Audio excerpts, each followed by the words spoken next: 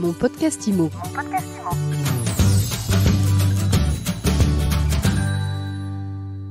Comment les diagnostiqueurs traversent-ils cette crise sanitaire? Comment ont-ils été impactés par la Covid-19?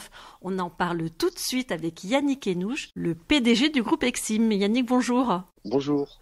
Alors d'abord, racontez-nous qu'est-ce que c'est le groupe Exim? C'est un groupe de diagnostiqueurs immobiliers? Exim existe depuis 2002. Nous sommes un des plus vieux acteurs de notre filière, qui est une filière très jeune, puisqu'on a une vingtaine d'années. Nous sommes organisés sous plusieurs formes, puisque nous sommes détenteurs de 2 réseaux de franchise. L'un qui est très axé B2B, le réseau Exim, donc, avec des agences au nombre de 86 qui sont implantées dans toute la France et qui travaillent à la fois sur la filière immobilière et sur la filière bâtiment. Nous sommes aussi détenteurs du réseau DEFIM, qui est beaucoup plus focus sur la filière immobilière et très axé B2B, B2C. Et puis enfin, nous avons une filiale d'exploitation avec une quarantaine de techniciens qui sont des salariés en nom propre et qui connaissent parfaitement les rouages du métier et qui interagissent avec nos 2 réseaux. Donc vous êtes une enseigne nationale de diagnostiqueurs immobiliers, vous avez un savoir-faire aussi en propre et surtout vous avez été élu meilleure enseigne. Oui, tout à fait, c'est une grande, j'allais dire une petite, mais c'est une grande fierté pour nous, pour tous les salariés du groupe. Nous sommes 450 salariés dans l'entreprise. Tous nos dirigeants, qu'ils soient franchisés ou salariés, reconnaissent ce prix et cette reconnaissance du magazine Capital avec beaucoup de fierté, et c'est pour nous une source de motivation de poursuivre et d'être reconnus par nos pairs et nos clients. Bon, alors du coup, Yannick Henouche, vous êtes à un poste d'observation très privilégié pour avoir une vraie vision du marché de l'immobilier, parce que le diagnostiqueur intervient très très en amont de la transaction. C'est quoi votre vision du marché? Alors, c'est vrai que la période a été un peu anxiogène, est toujours anxiogène. On a connu un mois d'avril extrêmement catastrophique, toute la filière, que ce soit les diagnostics, le bâtiment, mais également les agences immobilières. Globalement, l'année, on s'en sort bien. On s'en sort bien, le nombre de ventes a été pertinent, le nombre de locations aussi, les rénovations dans les bâtiments se sont faites quand même tant bien que mal. On finit l'année plutôt bien. Aujourd'hui, c'est vrai que les diagnostiqueurs sont au cœur de la vie des bâtiments, puisque nous sommes tous les jours chez les gens, chez les particuliers, mais aussi dans les foncières, mais aussi chez les syndics de copropriété, mais aussi chez les bailleurs sociaux, pour faire soit des diagnostics à la vente, soit des diagnostics à la location, soit du repérage avant travaux, avant démolition des immeubles. Et donc c'est vrai que aujourd'hui, qu'est-ce qu'on constate? On constate que les fondamentaux sont là, les ventes immobilières sont consolidées, les Français, malgré la crise, continuent à déménager, à louer. Le marché n'est pas du tout arrêté. Alors certes, il est un peu ralenti parce que c'est vrai que les flux sont plus complexes. Certaines personnes bougent un peu moins, d'autres sont soit un peu frileux, soit sont dans des situations personnelles plus complexes, donc achètent moins ou déménagent moins. Mais grosso modo, le rythme de vente est assez soutenu. Et surtout, ce qui est positif, c'est que aujourd'hui, les diagnostics qui ont parfois été un peu le parent pauvre de la filière sont aujourd'hui considérés comme un véritable indicateur des ventes. Et c'est vrai que quand vous analysez les rapports que nous émettons, vous avez une bonne connaissance du bien que vous achetez, notamment des risques. Et le métier du diagnostiqueur, c'est de prévenir les risques et d'informer. Alors on va parler après du DPE, parce que ça va accentuer le rôle du diagnostiqueur aujourd'hui. Mais pour en revenir au marché, quel a été l'impact de la crise sur le business des diagnostiqueurs? Grosso modo, notre filière a chuté d'environ 10-12%.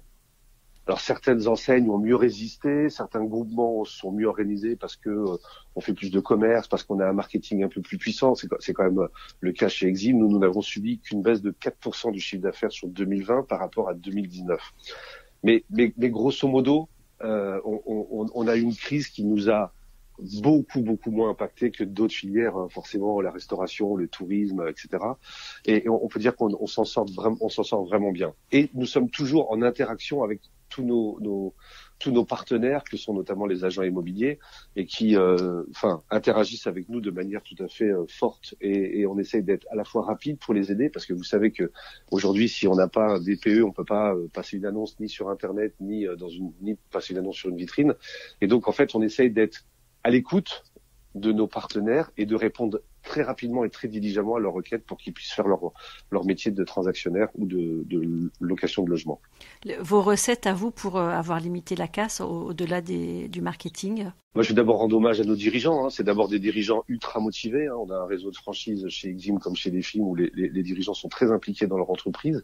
Et après, on peut le dire aussi, un marketing très fort, une pénétration avec les opérateurs du marché, que sont soit les grandes anciennes immobilières, soit les bailleurs, comme je disais tout à l'heure, soit les grands acteurs du marché du syndic, où on est très présent, où on a des accords cadres, où on les écoute, on va travailler avec eux des passerelles digitales, des outils qui permettent de rendre nos deux métiers très très liés et très rapidement en complémentarité. Donc en fait, je pense que c'est aujourd'hui l'âge d'or du diagnostic organisé est devant nous. Donc voilà, consolider les flux et puis digitaliser l'offre. L'âge d'or, il est devant nous, devant vous surtout, avec cette réforme du DPE qui fait que le diagnostic, ça va devenir l'élément crucial du dossier immobilier. Alors devant nous, vous le dites, oui, ça va être des parts de marché supplémentaires pour nous, mais devant tout le monde, puisque permettre une meilleure transparence et une meilleure information grâce au DPE, ça va permettre aussi des fortes économies d'énergie. La réforme du DPE s'inscrit dans la grande loi énergie-climat voulue par le gouvernement sur l'amélioration de la performance énergétique des bâtiments en général. Et donc nous, on vient pour donner une information encore plus pertinente, opposable. Donc le DPE va devenir un élément central des ventes immobilières de demain et surtout obliger des propriétaires à mettre en location et demain en vente des biens qui ont une performance énergétique meilleure. C'est-à-dire qu'entre maintenant et 2028, il y a toute une catégorie de biens, notamment classés F et G, qui ne seront plus éligibles à la vente, enfin à la location. Ça, donc, c'est à partir du 1er juillet prochain. Alors, cette loi s'est mise en route, là, aujourd'hui, la réforme du DPE. Il y a tout un tas de critères et de décrets d'application qui permettent d'améliorer la performance énergétique, de sensibiliser les propriétaires à l'amélioration de leurs biens pour aller au point d'orgue final qui est 2028, où les passoires énergétiques ne pourront plus être louées en France. Mais ça veut dire quoi? Ça veut dire qu'un futur acquéreur, qui soit investisseur ou propriétaire, va regarder encore plus la performance énergétique des biens qu'il va acheter, parce que soit il ne pourra pas le louer, soit il va lui coûter trop cher en consommation énergétique. Donc, couplé à MyPrimeRénov', on est aujourd'hui dans le cœur, dans les 5, 6, 7 prochaines années, au cœur de la réforme énergétique et de la consommation énergétique de notre pays. Le DPE, ce sera la formation la plus pertinente sur la consommation énergétique en France. Ça sera l'information la plus pertinente. Et alors, est-ce qu'en termes de formation tout court, il y a un véritable enjeu pour la profession aujourd'hui de se mettre au taquet dans la mesure où les compétences sont parfois très, très diverses et variées? Chez les diagnostiqueurs, on a beaucoup reproché ça. Qu'est-ce que vous dites? Alors, on a beaucoup reproché ça aux diagnostiqueurs parce que le DPE pouvait être, je dirais, analysé, fabriqué, diagnostiqué, donc, de deux manières différentes. Aujourd'hui, avec la réforme du DPE qui va rentrer en application au 1er juillet, il n'y aura plus qu'une méthodologie. Donc, elle sera plus remise en cause et elle sera la norme pour tout le monde. À côté de ça, la filière s'organise pour former, améliorer les compétences et les montées en compétences de ces techniciens.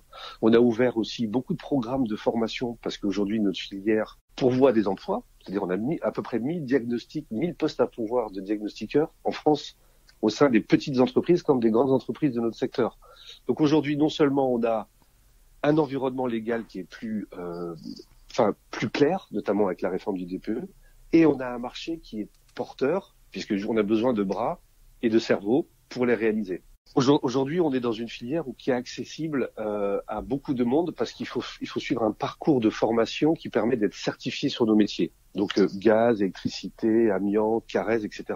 On forme nos collaborateurs et ils passent un examen qui s'appelle une certification et ils peuvent pratiquer le métier.